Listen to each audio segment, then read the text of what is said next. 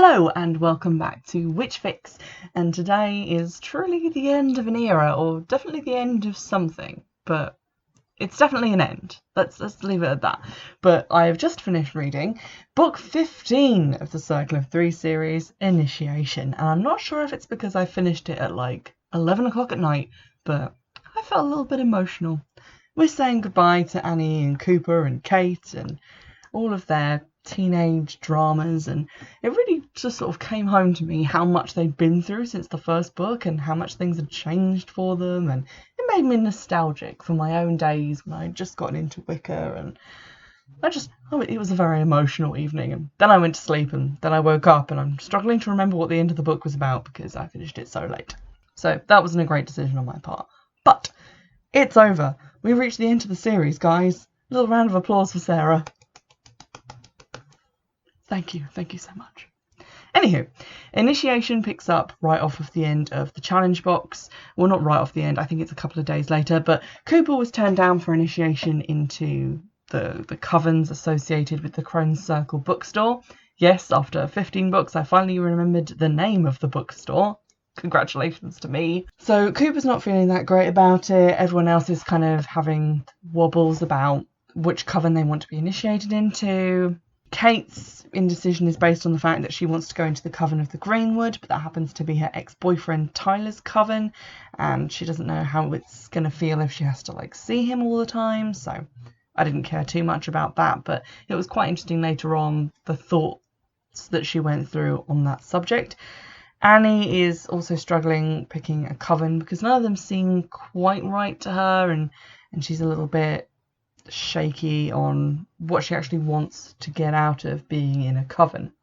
It's basically a book of them deciding what covens they want to be in, but also tying a lot of emotional stuff up from the rest of the book series. So Kate finally sits down and has a think about everything she went through with Scott and Tyler, even though she basically has a sit down and think about that in every single book. But it's definitely the last one because there aren't any more books after this one, so yay.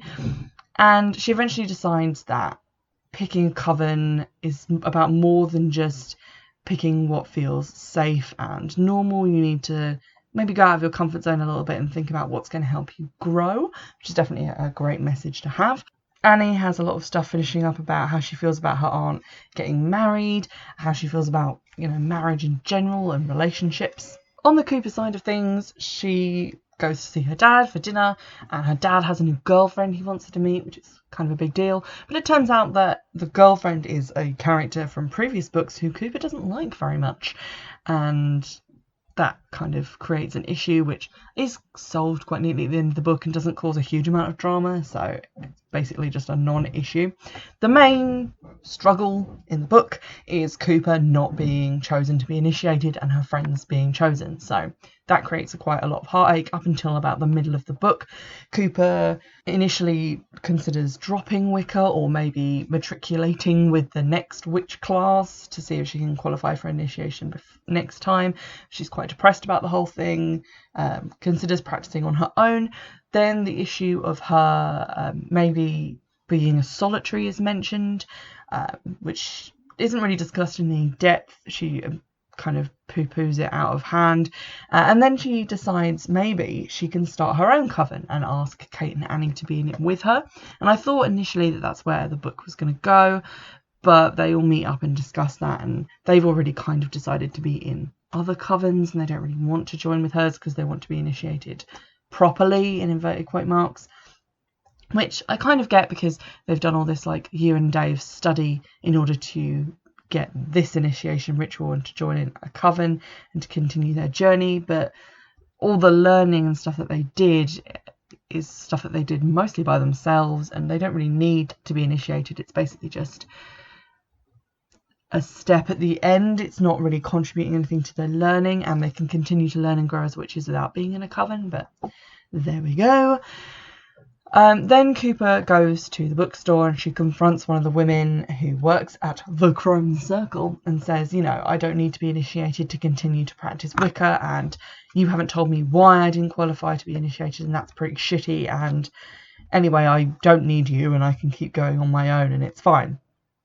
which apparently was what they were waiting for her to say the whole time, because what they thought was her biggest fear that needed to be confronted, which was her challenge from the challenge box, was this idea that after opening herself up and letting people in, but having friends, being in the witch group, getting a boyfriend, that she would suddenly be on her own again, and that would be her greatest fear. So they then decide that she can get initiated with the others. It's at this point that both Kate and Annie decide to change their minds about which covens they wanted to be initiated in. Kate realises that she doesn't really want to be in Tyler's coven because she basically just picked it because it was safe and familiar, and Annie decides that picking the coven that seemed the least wrong for her isn't the same as picking the one that is right for her. So they pull out of their initiation ceremonies, and it sort of flips the whole plot around, and they have to decide, what they're going to do about it. What actually happens about that is that it turns out that one of the members of one of the covens was thinking of branching out and starting their own new coven, so Kate, Annie and Cooper decide to become members of that together instead, which wraps the plot up rather nicely. There's also a wedding, the wedding of Annie's aunt, which basically I skipped over because I don't give a shit, but that happened. Some pageation was dedicated to that. It's in the plot. I thought I'd mention it. All in all, as like an end to the series, it did a good job of reflecting on stuff that had been brought up previously, although some of it did feel a bit crowbarred in. For example, Annie confronts the guy she was going out with when she came out as a witch to the school, and the guy who broke up with her and then made fun of Wicca. And she confronts him, and it's meant to be this like big moment where she sees his friends and him laughing at her, and she goes over and is like, "Oh, what's the big joke, guys? Are you laughing at me? Well, maybe I want to hear what joke you're making." Except not like a 1920s gangster. I don't know where that voice came from. But yeah, nothing really happens though. She just gives him this speech. It's on page 274. That's very similar to like any other speech that people give to people who are popular in high school and who bully them. So it's "I thought you were a better person than that." She looked at the guys seated around the table. "As for you morons, here's a clue. 10 years from now, when you're all sitting around thinking about how high school was the best time of your lives, me and my friends will be the ones laughing at you. Because it's people like you who have to cling to their memories of their touchdowns and their cheerleader girlfriends and their prom dates when real life catches up with them and they figure out that all along they were the ones who were the real losers." It's definitely a speech that happens a lot in like teen films and teen dramas, where like the unpopular one stands up to like the cheerleader and is like, "You're going to be bald and fat and you're going to be married to a cheerleader who hates you and you get divorced," and it's all sad. But I mean, those things don't really happen. People who are popular at school could go on to be successful in life. It doesn't really have anything to do with who was popular and who wasn't. And also, I feel like the speech that she gave and that I just read out there in quite a sarcastic voice isn't really relevant to what Brian actually said about her being a witch. Like, he thought her being a witch was ridiculous and weird and he didn't want to date her, which is basically his prerogative. I mean, the fact that he's making fun of her is just a dick move, but I feel like he isn't bullying her or being horrible to her enough to warrant her storming up and having a go.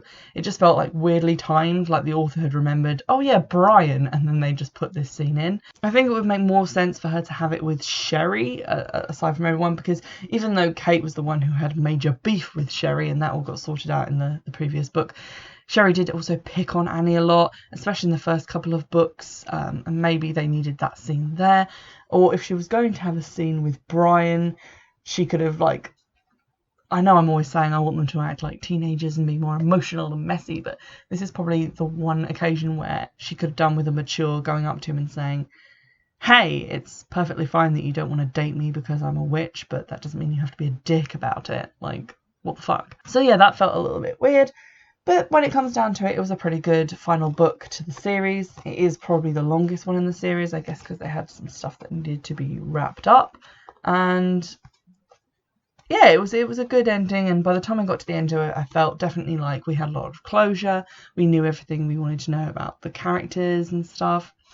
I still kind of wish that they had formed their own coven, because one of my major gripes with the book is that they keep referring to initiation as the point at which they become a real witch, and that you can't be a real witch without being initiated, which is garbage. And halfway through I thought we were going to get something about that in the plot, because Cooper started being like, well, maybe I can just initiate myself as a solitary. And she started thinking about her grandma, who we hadn't heard about for a while. Her grandma, who practiced Scottish folk magic and who, to Cooper's knowledge, wasn't ever in a coven, so she was basically just solitary. And I thought we were going to have kind of an interesting ending where Cooper was basically just going to embrace being a solitary, and we were going to get to see part of that, as opposed to this very covens are the only way that you can practice magic idea that had been prevalent through the other books. But then no, she finds out her grandmother actually was part of a coven, and she gets given her grandmother's Book of Shadows, and then they all get initiated into a coven anyway. Again, I feel like it's just like, a lot of people out there are solitaries. Most teen practitioners are going to be solitaries, so why not play into that with the plot? But what do I know? I'm not going to lie and say that I'm not happy to have finished reading this series, because, to be honest, it feels like it did drag on to 15 books, didn't it? But at the same time, I am quite curious to see, what happens to the next. And I feel like if this was a TV show, I would definitely be watching up to like season 7 of them being like in their 20s and finishing college, still being like in their covens and all that stuff. So I am quite invested in them, and I didn't realise quite how invested I had gotten, but I was, and that's quite weird. So having finished this series now, I kind of have a hole in my life which I intend to fill with the rest of the Wicker series by Kate Tiernan, because I need to finish reading that, and then maybe, I don't know, the Secret Circle series. I'm going to be at a little bit of a loose end. I don't know if anyone out there has any recommendations for series that do start when the characters are like teens and then follows them like moving on into college. Maybe I'm just thinking about that because that's the season of Sabrina the Teenage Witch that I've just reached, is when she like graduates and goes to college. But yeah, it's given me a real hankering for more of that kind of less teen and more like 20-something witches, which seems to be something that I'm not reading a lot of at the moment. It's mostly like teenage stuff. So if you have any recommendations, do drop them by at the usual place on Twitter or on Gmail. Definitely, as I've said before, if you're looking for a sort of long-running series that's about people getting into Wicca, that's less fantasy magical and is more magical realism, definitely give this series a try. I mean, it does have those books that drop down into that more fantasy realm, but those I think are more few and far between, and to be honest, a lot of them you can just skip because they'll never be mentioned again. As with the House of Winter, I think that only got mentioned like twice in the books that came after it, so there was very little point in me reading that one, aside from for completion. But yeah, this is definitely a series to read if you're looking for something that's more realistic and more about Wicca as a spirituality and how that makes you grow as a person and all that jazz. That's definitely in this series. If you're going to be put off by less complicated plots and very teen-friendly, simple writing, then you have been warned. This has both of those things.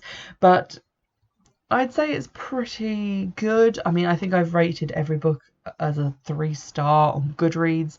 They're okay. They're easy reads. You can take like a fistful of them on holiday with you and finish them in a week, as I have done. So you can probably tear through the whole series quite quickly, and definitely give the first 2-3 books a read just to see if they're right for you, because those are the ones that are like cheapest if you buy them secondhand or as ebooks. But for now, it's farewell from me and farewell from the Circle of 3 series. And if you want to get in touch, you can do so on Twitter, which is @Witchfix, and you can do so on Gmail, which is witchfixpodcast@gmail.com. Please remember you can also donate to my Patreon in the description box, and you can just get in touch. Let me know if there's any other series you'd like me to take up now that the Circle of 3 is officially off my to-read pile, and I'll see you in the next episode. Bye!